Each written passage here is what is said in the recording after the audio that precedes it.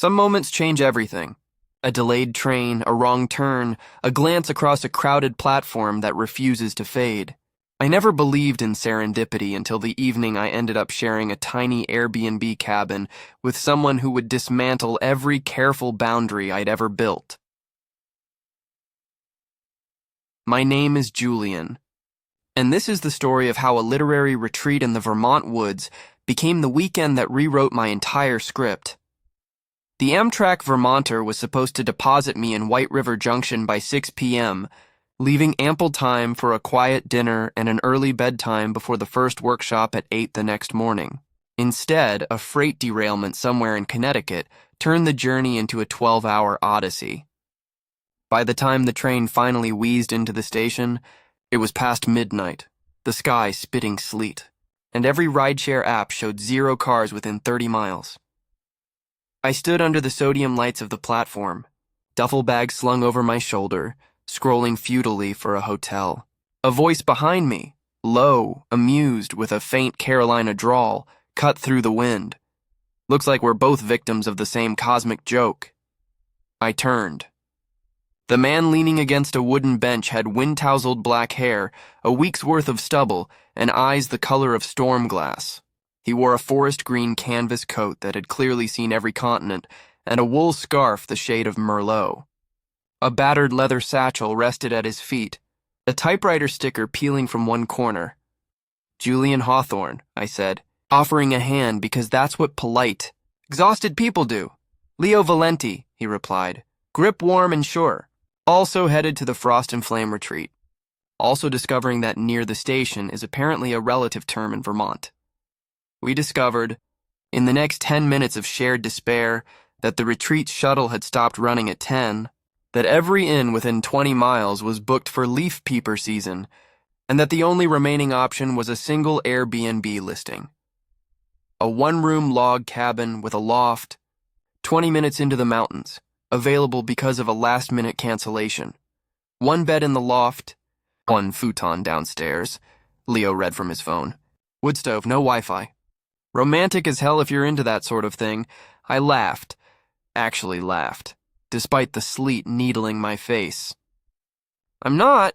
"Neither am I," he said, but his eyes held mine a beat too long, and something electric crackled between us, sharp as the cold. We split the Uber that finally materialized. The driver, a taciturn woman named Dolores, took the winding roads like she was auditioning for NASCAR. Leo and I sat in the back, knees not quite touching, trading the kind of small talk that feels like testing the ice on a pond. He was a travel writer, perpetually between assignments, currently contracted to turn a series on dying American dialects into a book. I was a junior editor at a mid-sized Boston publisher, here to moderate a panel on narrative voice and secretly hoping someone would notice the manuscript I'd tucked into my bag like contraband. "You bring your own work to these things?" he asked, nodding at the bulge in my satchel. "Only fools and masochists do that. Then we're in good company." The cabin appeared suddenly at the end of a gravel track, cedar shingles silvered by weather, a single chimney already exhaling a thin ribbon of smoke. Dolores, it turned out, had texted the host to light the stove. Inside smelled of pine and wood smoke and something faintly citrus. A kettle simmered on the cast-iron stove. 1 main room with a kitchenette, a bathroom the size of a confessional, and a ladder leading to the loft where a queen bed waited under a slanted ceiling. Leo dropped his bag on the futon without hesitation. I snore. "You get the real bed." "I'm not arguing with chivalry," I said, though part of me wanted to. We moved around each other with the careful choreography of strangers. I claimed the bathroom first, emerging in flannel pajama bottoms and a threadbare Dartmouth t-shirt. He took the kettle and made tea that tasted like oranges and smoke. We sat on opposite ends of the futon, mugs steaming between us, the silence companionable rather than awkward. Outside, the sleet turned to snow. Inside, the stove crackled. "So," Leo said eventually, "what's the book about?" I hesitated. No one had asked me that in months. A man who edits other people's stories but can't write his own ending. He studied me over the rim of his mug. Sounds like autobiography. Sounds like cowardice. He smiled, not the polite kind, but something crooked and knowing. We'll see. I woke to the smell of coffee and the realization that I'd slept better than I had in years. Sunlight slanted through the small windows, turning dust motes into gold. Leo was already up, barefoot in jeans and a thermal shirt, hair damp from the shower. He stood at the stove flipping pancakes with the concentration of a bomb tech. Morning, Hawthorne. Hope you like blueberries.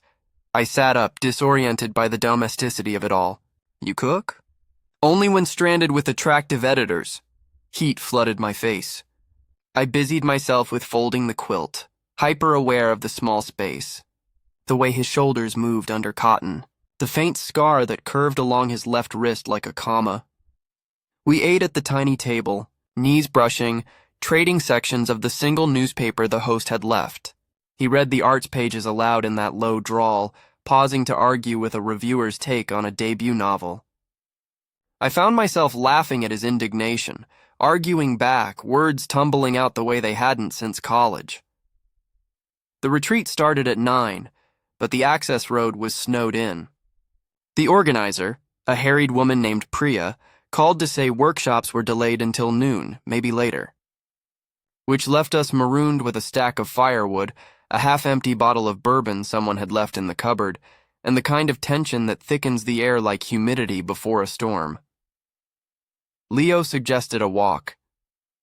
We borrowed snowshoes from a shed. His fit perfectly, mine were comically large, and trudged into the woods. The snow was knee-deep, the silence absolute except for our breathing and the occasional crack of a branch under ice. He told me about growing up in Asheville, the son of a librarian and a jazz musician who'd left when he was 7. How he'd learned early that stories were the only reliable currency. I told him about my mother's book club, my father's silence, the way I'd hidden in libraries the way other kids hid in tree houses. At some point, our gloved hands brushed. Neither of us moved away. Back at the cabin, cheeks stinging from cold, we shed layers by the stove.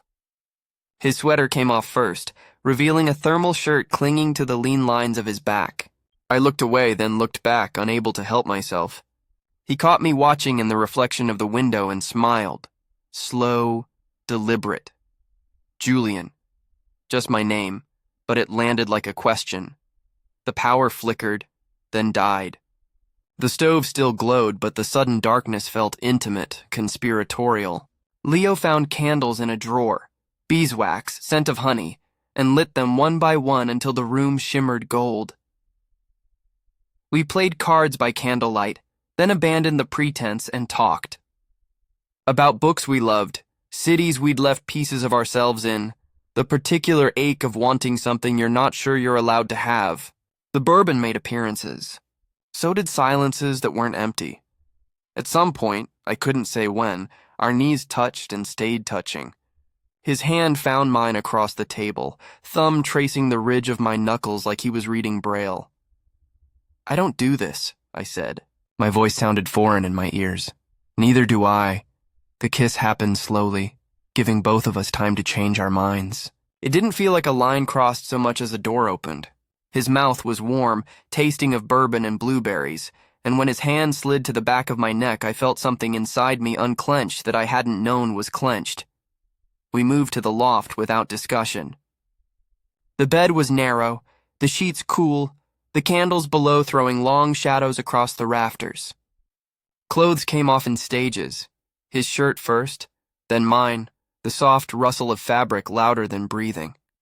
His skin was warmer than I expected, marked with freckles across his shoulders like constellations. I traced them with my mouth and felt him shudder. There was no awkwardness, only discovery. The way he gasped when I kissed the hollow of his throat. The way his fingers dug into my hips like he was anchoring himself to the earth. When he whispered my name against my collarbone, it sounded like a promise. Afterward, we lay tangled under the quilt, snow tapping at the skylight above us. His head rested on my chest, my fingers carting through his hair. The stove popped downstairs. Still think serendipity's a myth? He asked, voice sleepy. Working on my conversion. The next morning, the plow finally came. We dressed in yesterday's clothes, sharing the single mirror, trading shy smiles that felt brand new. At the retreat, we sat on opposite sides of the room during workshops, but our eyes found each other across crowded tables, across platters of scones and carafes of coffee. When I moderated my panel, he watched from the back row, arms crossed, pride and something fiercer in his expression. That night, the cabin was ours again. The power was back, but we kept the candles. We cooked pasta on the tiny stove, arguing amiably about garlic quantities. We read aloud to each other from our respective works in progress, his travel essays sharp and lyrical, my novel tentative and raw. He marked passages with a pencil, suggesting cuts and additions with the gentle authority of someone who'd edited his own heart 1,000 times. On Sunday, the retreat ended with a bonfire. Attendees read favorite passages under the stars. Someone passed around flasks of something that burned going down. Leo stood behind me, arms loose around my waist, chin resting on my stars. Someone passed around flasks of something that burned going down. Leo stood behind me, arms loose around my waist, chin resting on my shoulder. When it was my turn, I read a section I'd revised the night before, about a man learning to write his own ending. Leo's arms tightened. Later, back in the cabin for the last time, we didn't sleep. We mapped each other's bodies like countries we intended to memorize. At dawn, he traced the line of my jaw and said, "Come to Lisbon with me in March. I have a residency." 6 weeks. I should have said I had a job, deadlines, a lease. Instead, I said, yes. We left the cabin as the sun rose, snow glittering like spilled diamonds. In the Uber back to the station, our hands stayed linked across the seat. Dolores raised an eyebrow in the rearview mirror but said nothing. At the platform, we stood awkwardly, the way people do when they've shared a bed but not a future. "Text me when you land in Boston," he said. "I will." He kissed me once, quick and fierce, then boarded his train south.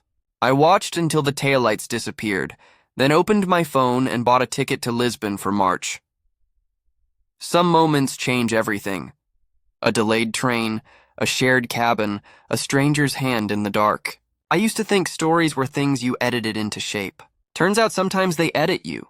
Below is a rewritten version of the story with different characters, an extended narrative, and a fresh setting while preserving the emotional core and romantic tension.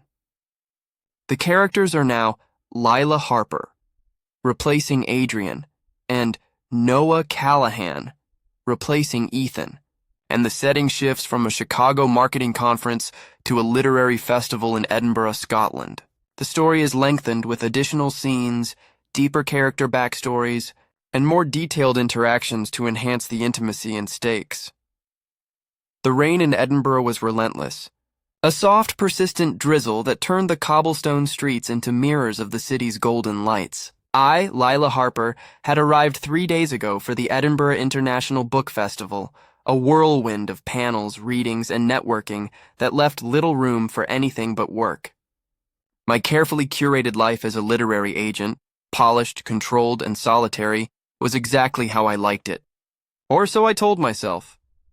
The booking mix-up at the Balmoral Hotel was the first crack in my armor. A cancelled flight from London had stranded half the festival's attendees, and somehow I ended up sharing a deluxe suite with Noah Callahan, a charismatic book editor from a rival publishing house in New York. Noah was everything I wasn't. Warm, unguarded, with a laugh that filled a room and hazel eyes that seemed to see too much.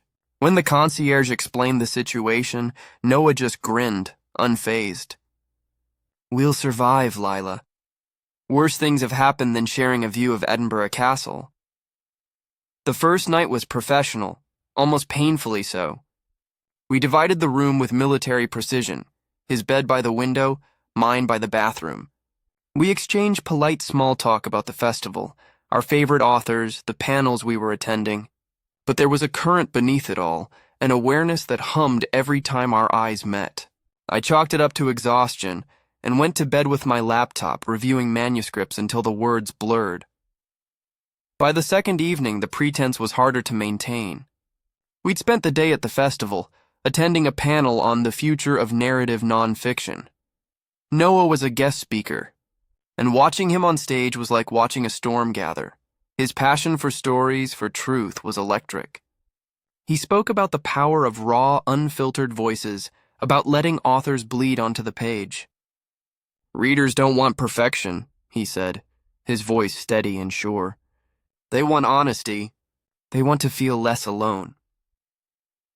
His eyes found mine in the crowd, and my pulse stuttered. After the panel, he found me in the Charlotte Square Gardens, where festival-goers mingled under fairy lights and dripping umbrellas. "Lila Harper," he said, falling into step beside me. "You've been avoiding me all day." "I have not," I protested, though my cheeks warmed. "I've been working." "Uh-huh." His smile was teasing. "Come on, let's get out of this rain. There's a pub I found last night. Best fish and chips in Edinburgh, and they've got a whiskey selection that'll make you forget your inbox." I should have said no. I had emails to answer, a client to call, a life that didn't include spontaneous pub visits with charming editors who made my stomach flip. But I said yes. The pub was tucked down a narrow alley in the old town, all dark wood and flickering candles. We claimed a corner booth, the kind that felt like its own little world. Noah ordered for us fish and chips, a bottle of red wine, 2 glasses of Lafroig to chase it. The conversation started light. Favorite books. His was The Night Circus, mine, The Secret History, worst festival experiences, the absurdity of hotel booking errors. But the wine loosened something in me, and the dim light made Noah's face softer, more open. "Can I ask you something?" I said, my voice quieter than I intended. The words felt risky, like stepping onto thin ice. This thing between us, the way we keep looking at each other. I'm not imagining it, am I? Noah's eyes didn't leave mine. "No, Lila, you're not imagining it." His voice was low, steady, like he'd been waiting for me to say it. My heart thudded so loudly I was sure he could hear it. "So what do we do about it?" I asked, barely above a whisper. "What do you want to do about it?" I swallowed. "I don't know. I don't do this, Noah. I don't feel things this fast. It doesn't make sense." "The best stories rarely do," he said, leaning forward. "Look, I'm not gonna lie. I've been into you since you snapped at that barista in the airport for getting your coffee order wrong. You were all fire and focus, and I thought, who is this woman?" He smiled, but there was weight behind it. Every moment since has only made it worse. Or better, depending on how you see it. I laughed, despite myself. "You're trouble, Noah Callahan." "Maybe. But I'm not here to push you into anything you don't want. We've got 2 more nights in that ridiculous suite. If you want to keep this professional, I can do that. It'll be torture, but I can." He reached across the table, his hand open, palm up. "Or we can be honest about what's happening and see where it takes us." My life was a fortress of caution. Carefully chosen clients, carefully guarded heart. My last relationship, with a professor named Julian, had ended 2 years ago when I realized I'd been performing love instead of feeling it. Safety had always been my North Star. But Noah's hand was steady, his eyes were kind, and something in me, something reckless and alive, wanted to leap. I placed my hand in his. His fingers closed around mine, warm and certain, and the world shrank to that single point of contact. "I want to see where it goes," I said, my voice steadier than I felt. His smile was radiant. "Good, because I'm not done with you, Lila Harper." We barely ate, too caught up in each other. The conversation turned personal, raw. Noah told me about his ex, a journalist named Clara, who'd wanted a life of constant adventure while he craved roots. I confessed about Julian, about how I'd tried to mold myself into the perfect partner and lost myself in the process.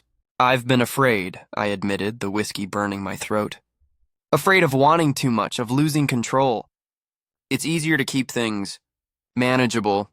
"And how's that working out?" Noah asked, his thumb tracing slow circles on my hand. "It's lonely," I said, the truth heavy and sharp. "So damn lonely." "You don't have to be," he said softly. "Not if you don't want to be." We left the pub as the rain slowed to a mist, the city glowing under a violet sky. The walk back to the Balmoral was electric. Every brush of our shoulders, every shared glance sent sparks through me. In the elevator, we stood close, not touching but sharing the same air, the same anticipation. The hallway to our suite felt like a bridge to another world. Noah swiped the key card and the door clicked open. The room was bathed in the soft glow of the city, Edinburgh Castle looming beyond the windows like a sentinel. He shrugged off his coat, tossing it over a chair, and turned to me. The air crackled. "Lila," he said, his voice a low plea. "Come here." I crossed the space between us, my heart pounding. He cupped my face, his thumb grazing my cheekbone, his touch gentle but deliberate. "Is this okay?" he asked. "Yes," I breathed. He kissed me slowly, like he was memorizing the moment. It was soft at first, a question, but then it deepened. His hands in my hair, my fingers clutching his shirt, pulling him closer. He tasted like whiskey and possibility, and kissing him felt like breaking the surface after years of holding my breath. When we pulled apart, his forehead rested against mine, his breath ragged. "I've wanted to do that since you stole my taxi at the airport," he murmured. I laughed, breathless. "You're never letting that go, are you? Not a chance." He kissed me again, and the world fell away. The next morning, I woke to the warmth of Noah's body beside me. We'd ended up in the same bed, fully clothed but tangled together, my head on his chest, his arm around me, our legs entwined.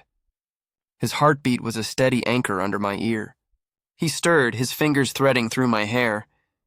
"Morning," he said, voice rough with sleep. "Morning." I tilted my head to meet his eyes, softened by the dawn light filtering through the curtains. "Any regrets?" He considered it, his gaze searching mine. "None. You?" "None," I said and meant it. For the first time in years, I felt awake.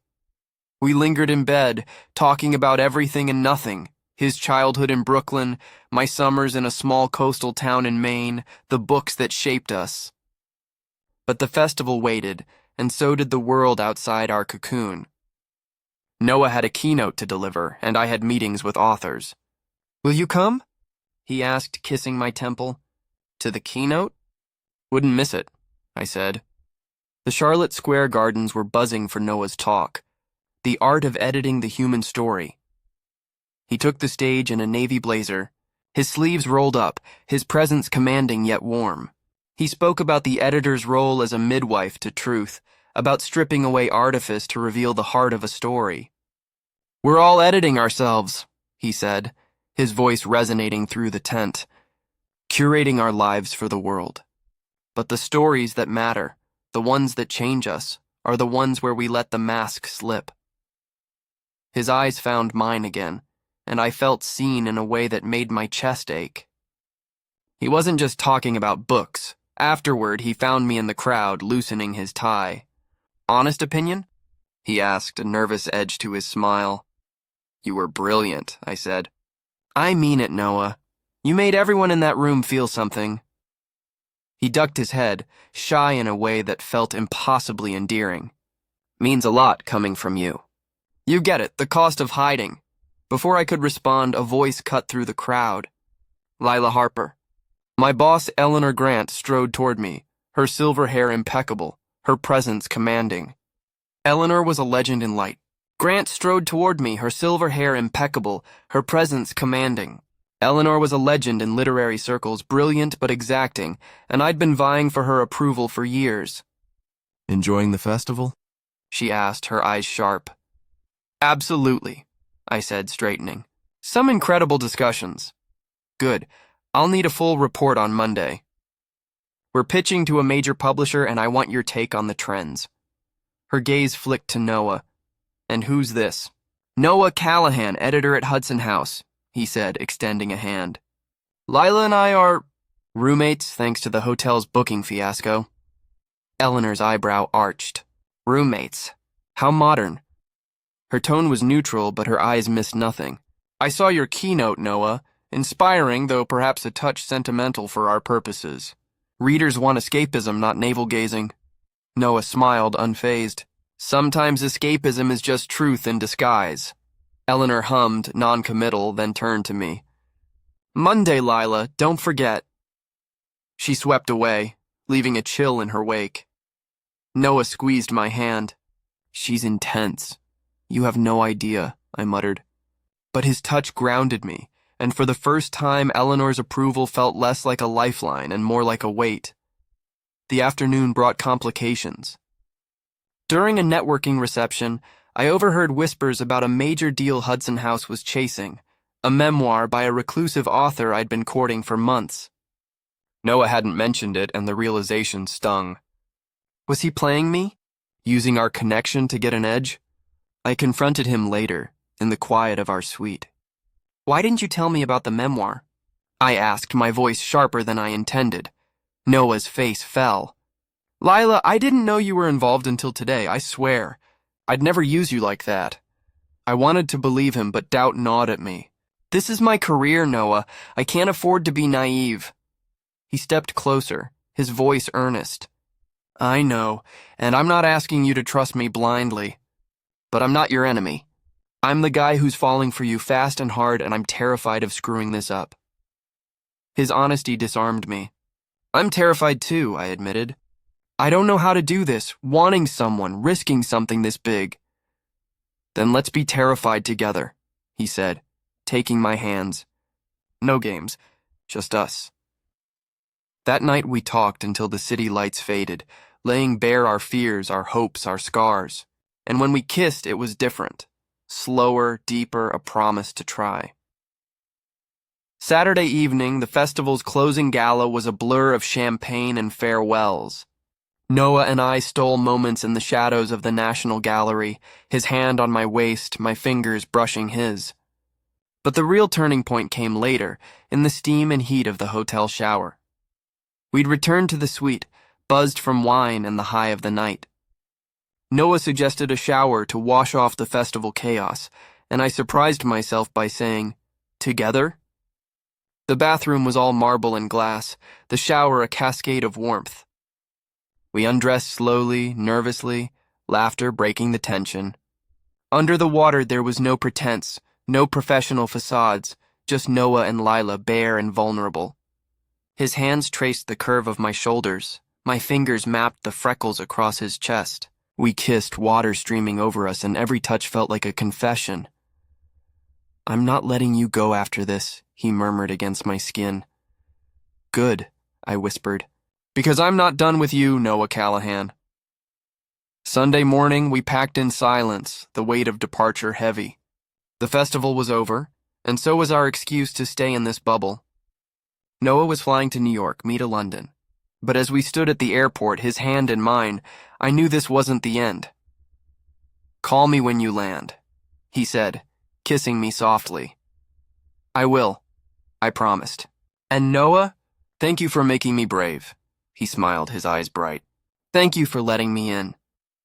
As I boarded my flight, Edinburgh fading below, I felt the stirrings of something new, a story I hadn't planned, one I was ready to write with him. Page by page. This extended version introduces new characters, Lila and Noah, a literary festival setting in Edinburgh, and additional conflicts, professional rivalry, trust issues, to deepen the stakes. The narrative retains the original's emotional arc, cautious connection, vulnerable honesty, and a leap into intimacy, while expanding the world and character development for a richer, longer story. Below is a reimagined version of the story with different characters, settings and dynamics while preserving the emotional core. Themes of vulnerability, long-distance love, and choosing connection over fear. The narrative is expanded to maintain a similar length and depth, with fresh dialogue, conflicts, and intimate moments tailored to new characters. Title: Stranded in Seattle. Act 1. The Mix-Up. The rain in Seattle never seemed to stop. A relentless drizzle that painted the city in shades of gray. I, Julian Carter, a 32-year-old architect from Portland, stood soaked at the check-in desk of the boutique hotel, my patience fraying. My firm had sent me to a sustainability conference, a chance to pitch eco-friendly urban designs. My flight from Portland had been delayed, my luggage lost, and now this. I'm sorry, Mr. Carter, the clerk said, her voice apologetic but firm. We're overbooked due to the storm. The only room we have is a single king suite. You'll be sharing with another guest, Mr. Lucas Reed. He's already checked in.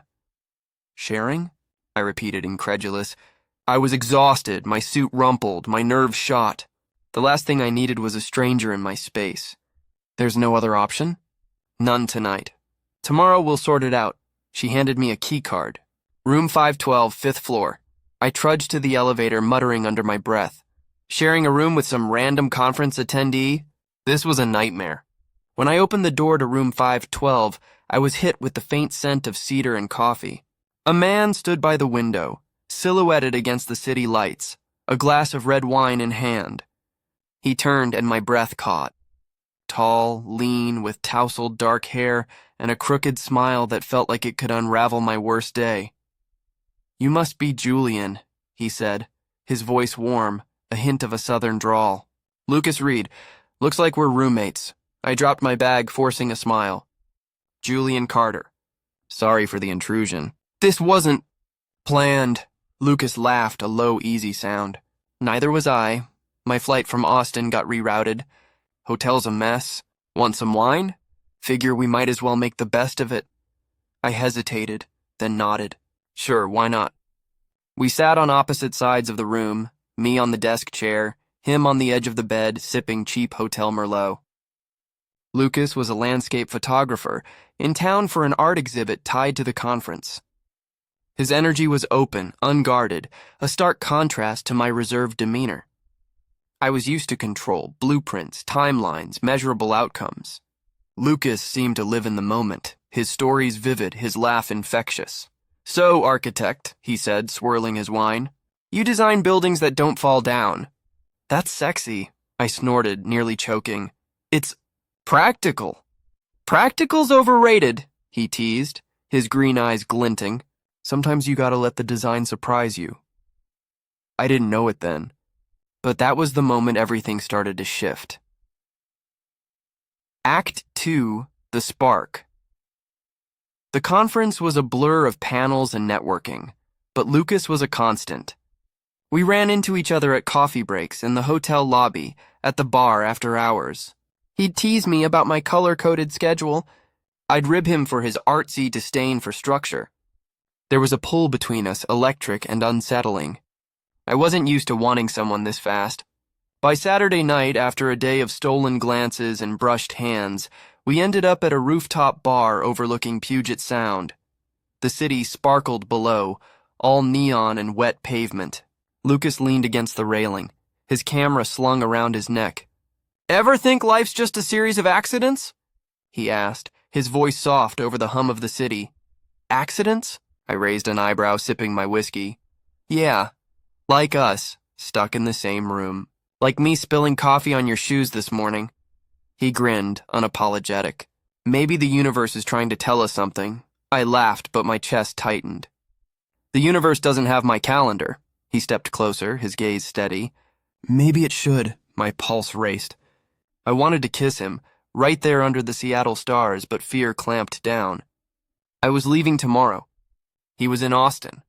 This was a fleeting thing, a conference crush. I stepped back, muttering about needing sleep. That night, back in room 512, the tension was palpable. Lucas was on his laptop, editing photos, his bare feet propped on the desk.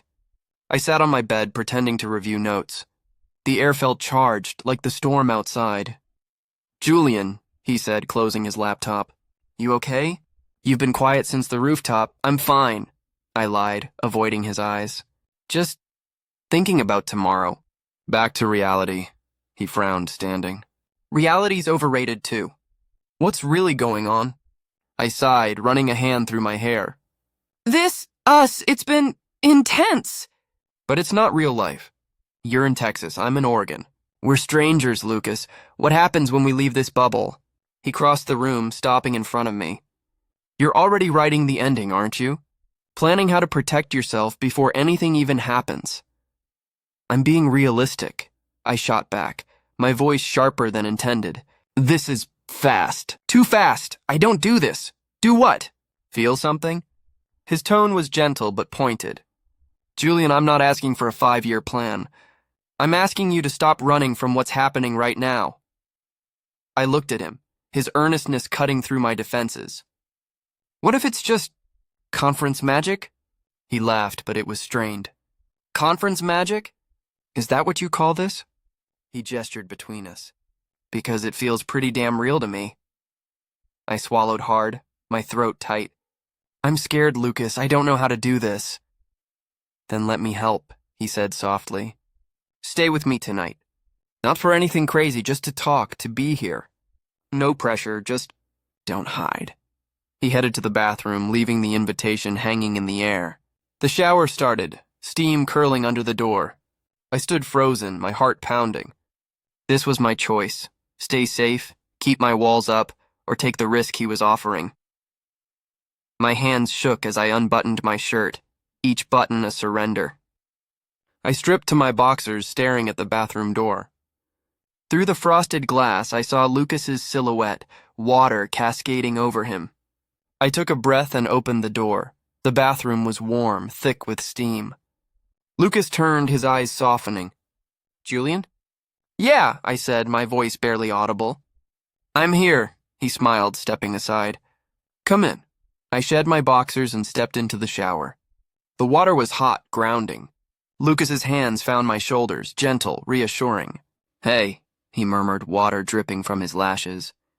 You came. I'm tired of hiding, I said, the words raw. I want to feel this, even if it scares me. His smile was radiant. Good, because I'm falling for you, Julian. Fast, messy, and completely impractical. I need you to know that. My heart stuttered. I'm falling too, and it terrifies me. Let it, he said, pulling me close. I've got you. We kissed under the water, slow and deep, our hands exploring with care. It wasn't just desire, though that was there, undeniable. It was connection, a sense of being seen. We learned each other's contours, the places that made us sigh, the touches that made us laugh against each other's lips. When the water cooled, we stepped out, wrapping ourselves in towels. Lucas dried my hair, his touch tender, intimate in a way that felt like home. Stay with me tonight, he said, his forehead against mine. Just to sleep. Just to hold you. Yes, I whispered. Act 3. The Leap. We lay in Lucas's bed, the city humming outside. I wore his faded band t-shirt. He wore sweatpants. We talked in the dark, trading secrets. Tell me something you've never told anyone, Lucas said, his fingers tracing my arm. I hesitated. I almost quit architecture. In grad school, I was burned out, drowning in deadlines. I wanted to run away, travel, sketch landscapes like you do. But it felt irresponsible. So I stayed the course. Do you still want that? He asked. Sometimes, I admitted. But I'm scared to want it. He was quiet then. You should sketch again. Not for a career, just for you. Your turn, I said. He sighed. I'm afraid I'll never be taken seriously. Photography's my passion, but my family thinks it's a hobby. My ex said I was too flaky for anything real. Sometimes I wonder if they're right. I turned to face him. Is that what this is? You proving you're not flaky? No, he said fiercely. This is me choosing something real. Choosing you. And it scares me because I care. I care too, I said. So much it hurts. Good hurt? He asked. Good hurt, I confirmed. Sunday morning, we woke tangled together, sunlight filtering through the blinds. The conference was over, but I felt calm, not panicked. So, Lucas said, propping himself up, Portland to Austin's a haul, but flights aren't impossible. Weekends, video calls, maybe meet in Denver or something. I smiled at his optimism. You've thought about this. Since 2 a.m., when you were snoring, he teased. I don't snore, I protested. You do. It's cute. He kissed my nose. Julian, I want to try. Really try. What if we crash and burn? I asked. Then we deal with it, he said. But I don't think we will, do you? I looked into his eyes, so familiar already. No, I think this is real. We flew back separately, but we'd already planned our first weekend. As the plane climbed over the Cascades, I thought about how a delayed flight, A lost bag and a hotel mix-up had changed everything. Act 4. The Distance. For 4 months, we made it work. Weekends in Portland or Austin, video calls that lasted hours, texts that made me laugh at my desk. It was messy, missed flights, work conflicts, the ache of missing him. But it was ours. In February, I waited at the Denver Amtrak station, my breath fogging in the cold. Lucas's train pulled in and he bounded off, his camera bag bouncing, his smile lighting up the platform. He kissed me like no one was watching, his ha. Train pulled in and he bounded off, his camera bag bouncing, his smile lighting up the platform. He kissed me like no one was watching, his hands cold on my face. "Hey, stranger," he said. "Hey, yourself," I grinned. "Good trip?" "Better now." He took my hand. "I've got news. Good or bad?" "Depends," he hesitated. "My gallery's expanding. They want me to lead a new studio?" "In Portland." My heart stopped. "What did you say?" "I said I'd talk to my boyfriend first." He smirked. "Because it's a big move and I'm not doing it if you're not ready." "Boyfriend?" I teased, though the word still thrilled me. "Are you kidding?" I said, stopping in the snow-dusted lot. "Lucas, move to Portland. Move in with me. Let's stop half-assing this." "You want me to move in?" he asked, eyes wide. "I want you in my life, my home, my everything," I said. He kissed me, hard and joyful, right there in the parking lot. "I love you, Julian." "I love you too," I said. "Since that shower in Seattle when you showed me how to be brave." Act 5. The beginning moving day was chaos. Lucas's bohemian furniture clashing with my sleek designs, boxes everywhere. I watched him unpack camera gear in our living room, and marveled at how far we'd come. "This is real," I said. He looked up, grinning. "Second thoughts?" "Never." He crossed to me, pulling me close. "You're stuck with me. I can live with that." That night, in our bed, we talked about our days like it was the most natural thing. "Hey, Julian," Lucas said in the dark. "Yeah?" "Thank you. For stepping into that shower. For letting me in." "Thank you for seeing me," I said, our bodies intertwined. All of me, outside Portland buzzed. Inside, we'd built a life from a chance meeting, a shared room, and the courage to choose love. "We were strangers in a hotel," I whispered. "Now we're home," he finished. "Forever?" "Forever," I said, my heart full. "If you'll have me." He kissed me, soft and sure. "Forever sounds perfect." This reimagined story shifts the setting to Seattle, changes the characters to Julian, an architect, and Lucas, a photographer, and adjusts their professions, cities, Portland and Austin, and personal struggles. The emotional arc, fear of vulnerability, the leap into love, navigating distance, and building a life together remains intact, with new dialogue, sensory details, and intimate moments to keep it fresh and engaging.